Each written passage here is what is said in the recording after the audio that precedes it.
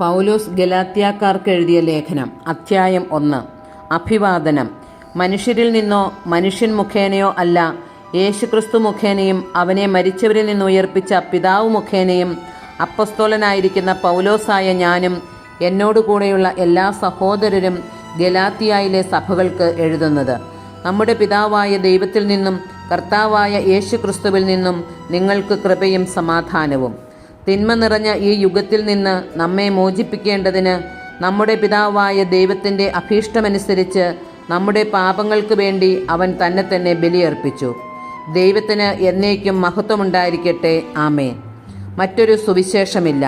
ക്രിസ്തുവിൻ്റെ കൃപയിൽ നിങ്ങളെ വിളിച്ചവനെ നിങ്ങൾ ഇത്ര പെട്ടെന്ന് ഉപേക്ഷിക്കുകയും വ്യത്യസ്തമായ ഒരു സുവിശേഷത്തിലേക്ക് തിരിയുകയും ചെയ്യുന്നതിൽ എനിക്ക് ആശ്ചര്യം തോന്നുന്നു. വാസ്തവത്തിൽ മറ്റൊരു സുവിശേഷമില്ല. എന്നാൽ നിങ്ങളെ ഉപദ്രവിക്കാനും ക്രിസ്തുവിൻ്റെ സുവിശേഷത്തെ ദുഷിപ്പിക്കാനും ആഗ്രഹിക്കുന്ന കുറേ ആളുകളുണ്ട്. ഞങ്ങൾ നിങ്ങളോട് പ്രസംഗിച്ചതിൽ നിന്ന് വ്യത്യസ്തമായ ഒരു സുവിശേഷം ഞങ്ങൾ തന്നെയോ സ്വർഗത്തിൽ നിന്ന് ഒരു ദൂതൻ തന്നെയോ നിങ്ങളോട് പ്രസംഗിച്ചാൽ അവൻ ശപിക്കപ്പെട്ടവനാകട്ടെ.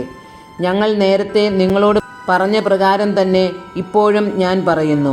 നിങ്ങൾ സ്വീകരിച്ച സുവിശേഷമല്ലാതെ മറ്റൊന്ന് ആരെങ്കിലും നിങ്ങളോട് പ്രസംഗിച്ചാൽ അവൻ ശപിക്കപ്പെട്ടവനാകട്ടെ. ഞാനിപ്പോൾ മനുഷ്യരുടെ പ്രീതിയാണോ അന്വേഷിക്കുന്നത്, അതോ ദൈവത്തിൻ്റേതാണോ? അഥവാ മനുഷ്യരെ പ്രസാദിപ്പിക്കാൻ ഞാൻ യത്നിക്കുകയാണോ? ഞാനിപ്പോഴും മനുഷ്യരെ പ്രസാദിപ്പിക്കുന്നവനായിരുന്നെങ്കിൽ ക്രിസ്തുവിൻ്റെ ദാസനാവുകയില്ലായിരുന്നു. അപ്പസ്തോലനാകാനുള്ള വിളി. സഹോദരരെ, ഞാൻ പ്രസംഗിച്ച സുവിശേഷം മാനുഷികമല്ല എന്ന് നിങ്ങളെ ഞാൻ അറിയിക്കുന്നു. എന്തെന്നാൽ മനുഷ്യനിൽ നിന്നല്ല ഞാൻ അത് സ്വീകരിച്ചത്, ആരും അതെന്നെ പഠിപ്പിച്ചതുമില്ല. യേശുക്രിസ്തുവിൻ്റെ വെളിപാടിലൂടെയാണ് അത് എനിക്ക് ലഭിച്ചത്. മുമ്പ് യഹൂദമതത്തിലായിരുന്നപ്പോഴത്തെ എൻ്റെ ജീവിതത്തെപ്പറ്റി നിങ്ങൾ കേട്ടിട്ടുണ്ടല്ലോ. ഞാൻ ദൈവത്തിൻ്റെ സഭയെ കഠിനമായി പീഡിപ്പിക്കുകയും അതിനെ ഉന്മൂലനം ചെയ്യാൻ പരിശ്രമിക്കുകയും ചെയ്തിരുന്നു.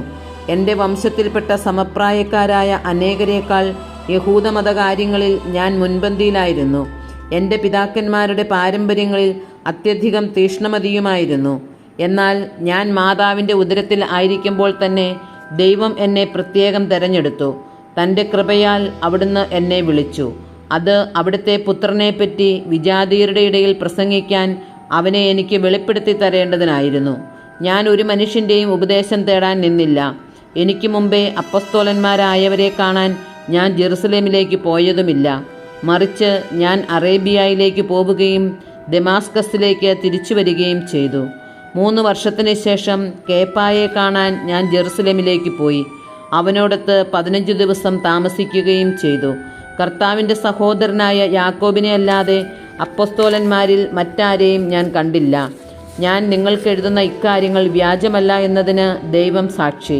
തുടർന്ന് ഞാൻ സിറിയ, കിലിക്യ എന്നീ പ്രദേശങ്ങളിലേക്ക് പോയി. യൂദയായിലുള്ള ക്രിസ്തുവിൻ്റെ സഭകൾ അപ്പോഴും എന്നെ നേരിട്ട് അറിഞ്ഞിരുന്നില്ല.